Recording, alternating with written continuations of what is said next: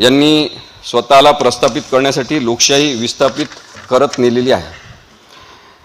एका एव्हिल फोर्सेसचा असा उदय अनेक जणांनी मांडलेला आहे।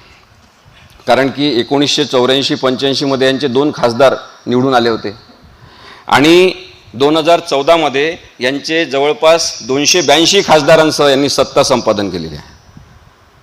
विचार करा, 30 वर्षामध्ये, केवळ 30 वर्षामध्ये हनुमान झेप घेणारी जी प्रगती आहे ही यांनी हिंसेच्या माध्यमातून, दबावाच्या माध्यमातून, आर्थिक ताकद वाढवत, म्हणजे मसल असतात ना आपल्या शरीरामध्ये, त्यांचा आर्थिक मसल अत्यंत ताकदवान यांनी केलेला आहे की जो आपण हात धरू शकणार नाही एवढा यांचा मोठा मसल झालेला आहे।